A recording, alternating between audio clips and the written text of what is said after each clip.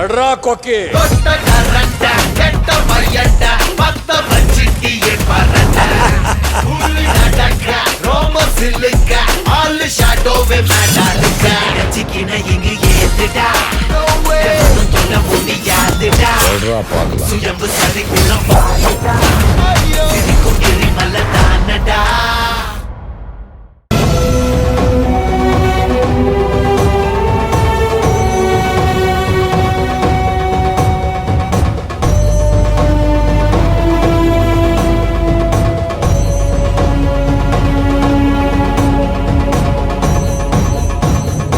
ஐயா சொல்லுமா.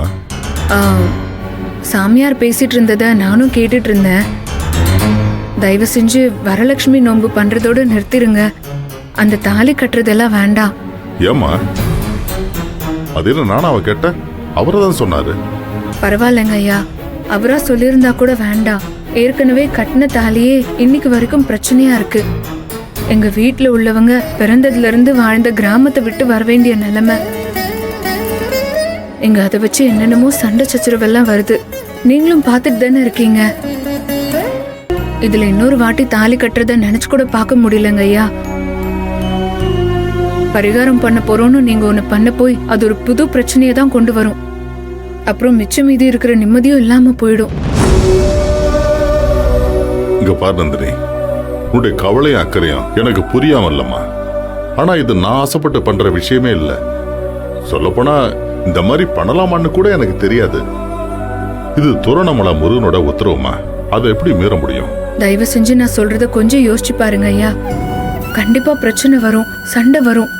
அப்படி வராதுன்னு சொல்ல முடியுமா உங்களால? உங்களுக்கே தெரியும், இந்த விஷயத்த யார்கிட்ட சொன்னாலும் ஏத்துக்க மாட்டாங்க. முக்கியமா சுந்தரவள்ளி அம்மாக்கு சுத்தமா பிடிக்காது. அப்புறம் எப்படிங்க ஐயா இது நடக்கும்?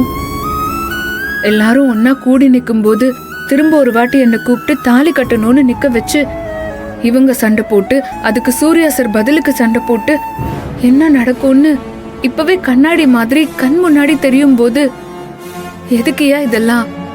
இங்க இதுவரைக்கும் நடந்த, இப்ப இங்க நடந்துகிட்டு இருக்க ஒவ்வொரு விஷயமும் உன் மனசை எவ்வளவு ஆழமா பாதிச்சிருக்குன்னு எனக்கு நல்லா புரியுதுமா. அதே நேரத்துல நீ இந்த வீட்டுக்கு வந்தப்போ இங்க என்ன நிலைமை இருந்துச்சோ அது இப்ப எவ்வளவு மாறி இருக்கு. இத நீயே ஒத்துப்பேன்னு தான் நினைக்கிறேன். முக்கியமா சூர்யா உன்கிட்ட பழகிற விதத்துல ஒரு வித்தியாசத்தை நான் பாக்குறேன். ஆமாவா இல்லையா? அப்படி இருக்கும்போது அதே மாதிரிதான் நாளைக்கும் நடக்கும்னு எப்படி உறுதியா சொல்ல முடியும்? உன் பயத்துல உண்மை இருக்கு, அதை நான் ஏத்துக்கிறேன்.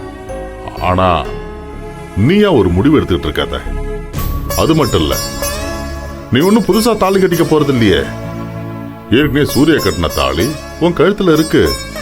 இப்ப இன்னொரு வட்டி கட்ட போறான், அவ்வளவுதானே?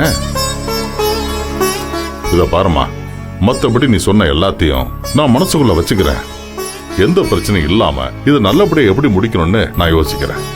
நீ ஒன்னும் கவலைப்படாத. நீ மனசுக்குள்ள போட்டு எதையும் குழப்பிக்காத. இது சாமி சொன்ன விஷயம். நாளைக்கு இந்த விஷயம் கண்டிப்பா நடந்தே ஆகணும்.